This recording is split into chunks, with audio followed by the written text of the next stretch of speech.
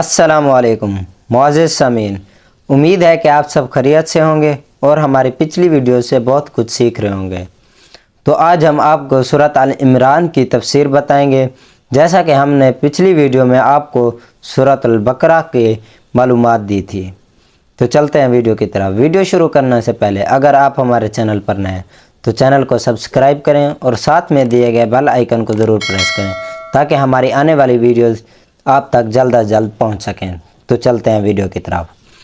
سورۃ آل عمران مدنی سورت ہے جس میں 20 رکوع اور 200 آیات ہیں۔ آل عمران کا مطلب ہے عمران کا خاندان، کیونکہ اس سورت کے چوتھے رکوع میں آل عمران کا ذکر ہے۔ اسی مناسبت سے اس سورت کو سورۃ عمران کا نام دیا گیا۔ رسول پاک صلی اللہ علیہ وآلہ وصحبہ وسلم کا ارشاد ہے، قیامت والے دن اپنے پڑھنے والوں کے لیے سورۃ آل عمران اور سورۃ بقرہ 2 بالوں اور 2 سایوں اور روشنیوں کی صورت میں ظاہر ہو کر جھگڑیں گی۔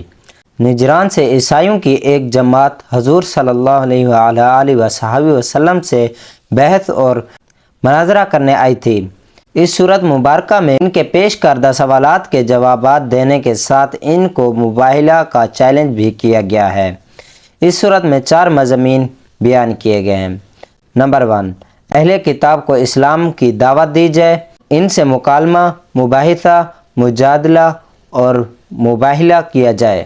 نمبر 2، اہل کتاب میں موجود خیر کو دریافت کر کے اسلام کے حق میں استعمال کیا جائے۔ نمبر 3، اہل کتاب میں موجود شر سے آگاہی حاصل کر کے اس سے بچا جا سکے۔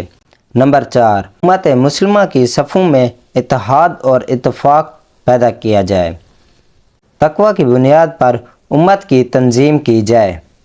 اس کے علاوہ اس صورت میں کعبہ کی فضیلت، حج کی فرضیت، امر بالمعروف اور نہی عن المنکر کا حکم، سود کی ممانعت، بخل کرنے کی وعید اور اچھے کاموں میں خرچ کرنے کی فضیلت سمیت کافروں کی مرعوب نہ ہونے پر جہاد میں ثابت قدم رہنے سے اور جنگ احد میں شکست کے اسباب اور شہید ہونے والے مسلمانوں کے عزیز و اقارب کی تسلی کے لیے یہ صورت نازل ہوئی۔